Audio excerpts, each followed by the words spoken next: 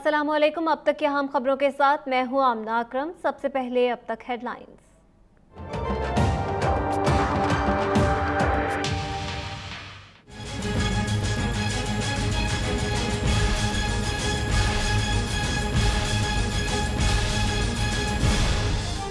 आसमान गिरे या जमीन फटे, जीआईटी इधर उधर देखने बगैर अपना काम जारी रखे।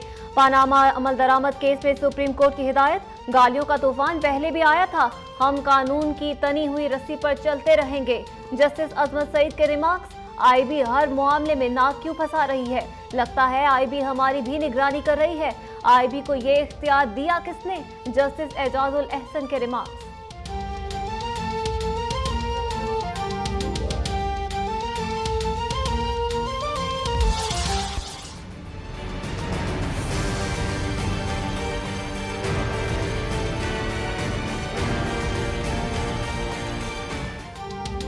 सुप्रीम कोर्ट ने एससीसीपी रिकॉर्ड में तब्दीली के इल्जाम से मुतालिक अटॉर्नी जनरल का जवाब मुस्तरद कर दिया। टेम्परिंग की तहकीकात एफआईए के सुपुर्द, जस्टिस अजमत के रिमार्क्स दिए। टेम्परिंग के इल्जामात चेयरमैन एससीसीपी के खिलाफ एफआईआर की हैसियत रखते हैं। जस्टिस एजाज अफजल ने इस्तफसार किया, क्या हम समझ लें कि रियासती इदारे सिर्फ एक शख्स के लिए काम कर रहे हैं।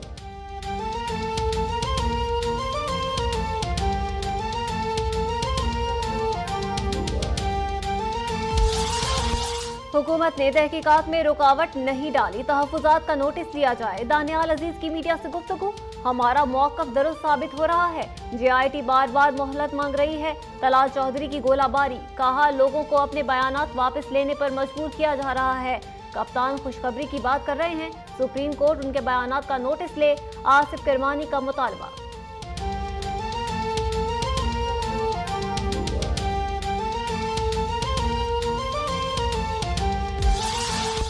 पानामा केस के फैसले से पता चलेगा कि करप्शन खत्म होगी या नहीं। फरिश्तों को भी जरदारी और नवाज शरीफ के मातहत लगा दें तब भी करप्शन नहीं रुकेगी। इमरान खान के एक तीर से दो शिकार, सिंध हुकूमत पर भी तनकीद, कहा सूबे में सड़कें सिर्फ कागजों पर बनती हैं। लाड़काना की हालत मोइंजोदड़ो से भी अबतर है।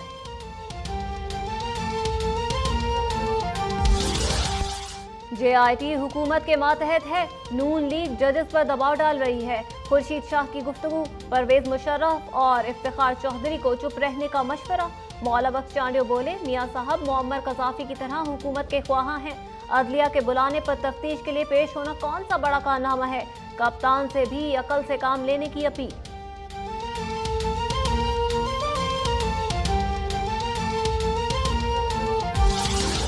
जेआईटी का मैच हो या सुप्रीम कोर्ट का, फतह नवाज शरीफ की होगी। स्पीकर कौमी असेंबली अयाज सादी की लाहौर में मीडिया से गुफ्तगू, कहा पार्लियामेंट हमला केस में इमरान खान और ताहिरुल कादरी के खिलाफ मुकदमात हैं, दोनों को गिरफ्तार करना पुलिस का काम है।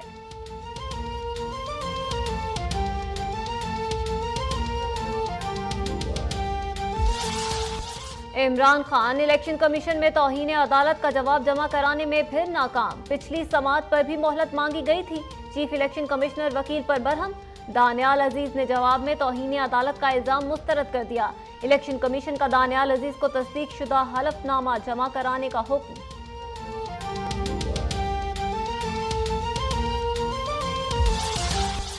नैब ने पैनमा जीआईटी के रुकन इरफान मंगी को फिर शोकॉज नोटिस भिजवा दिया। 15 दिन में जवाब तलब, दिफा के लिए आखिरी मौका। साबिक वजीर दाखिला रहमान मलिक 23 जून को जीआईटी में पेशी के लिए लंदन से इस्लामाबाद पहुंचेंगे।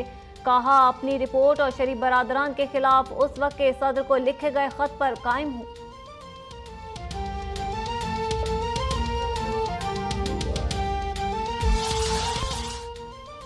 सेंट्रल जेल कराची में ग्रैंड ऑपरेशन, कैदियों से 33 लाख रुपए नकदी, 700 से ज्यादा टीवी, एलसीडी, 100 से ज्यादा मोबाइल फोन्स, जदीद डिवाइसेस बरामद।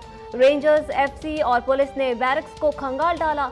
25 साल बाद होने वाले ऑपरेशन में 10 से ज्यादा गैर कानूनी किचन कायम होने का इंकशाफ।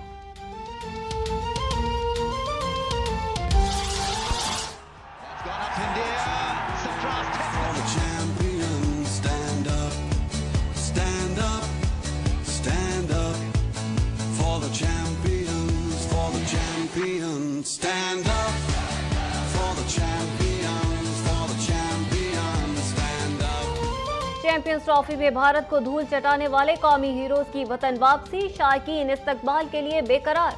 सरफराज कराची, फखर जमान पेशावर, बाबर आजम और हसन अली लाहौर उतरेंगे। रवानगी से कबल शाहीनों का लंदन ब्रिज पर फोटो सेशन।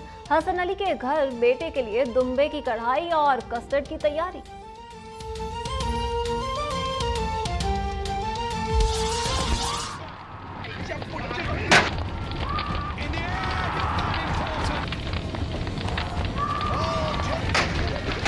ये हार हमें बहुत लंबे समय तक याद रहेगा। भड़के मारने वाले भारतीय गम गुस्से से निढाल, खिलाड़ियों के पुतले नजरे आतिश, टीवी तोड़ डाले। भारतीय मीडिया ने शिकस्त की वजह कोहली और कुंबले की लड़ाई करार दे दी। ऋषि कपूर के होश भी ठिकाने आ गए। फाइनल से कबल तस्दीक आमेज ट्वीट्स पर शर्मिंदा, पाकिस्तान को मुबारकबाद। भारत के सिख भी शाहीनों की कामयाबी पर खुशी से निहाल।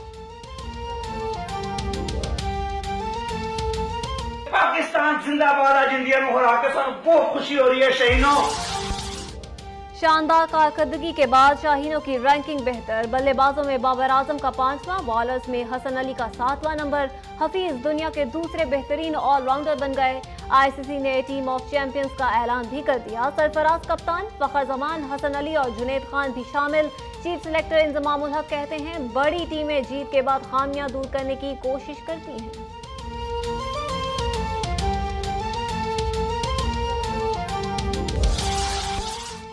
भारत की इबरतनाक शिकस्त पर दुनिया भर में पाकिस्तानियों का जश्न जारी। नून लीग के हमजा शहबाज की भी टीम को मुबारकबाद।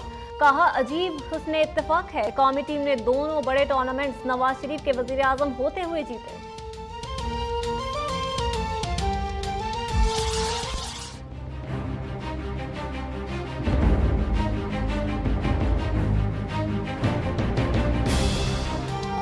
लंदन में ड्राइवर ने मस्जिद से निकलने वाले नमाजियों पर वैन चढ़ा दी। एक शख्स जहां बहक 10 जख्मी, ड्राइवर गिरफ्तार। बरतानवी वजीर आजम थेरेसा मे ने हमला इस्लामफोबिया और मेयर लंदन ने दहशतगर्दी का नतीजा करार दिया। मस्जिद का दौरा किया और मुतासरीन से मुलाकात भी की, जबकि बरतानिया से शिद्दत पसंदी के खात्मे के लिए कमीशन के कयाम का ऐलान।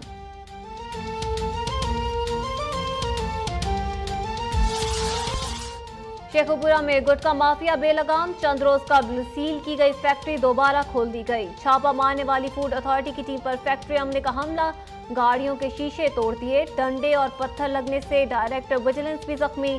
गुज़श्ता छापे में 5 लाख पैकेट गुटखा बरामद किया गया था।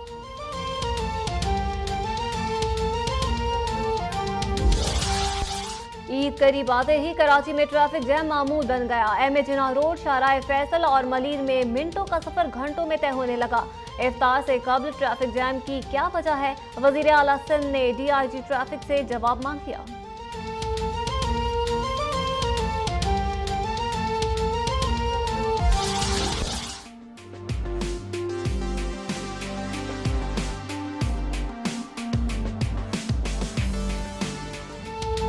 और लाहौर, इस्लामाबाद, सियालकोट और गुजरांवाला समेत मुख्तलिफ शहरों में मूसलाधार बारिश। कराची में भी कहीं बूंदाबांदी, कहीं कड़कती धूप। मौसम में बेहतरी के बावजूद खैबर पख्तूनख्वा में बिजली का बहरान बरकरार। पेशावर में पेस्को दफ्तर के सामने एहतजाज, मुजाहिरीन के हुकूमत मुखालिफ नारे।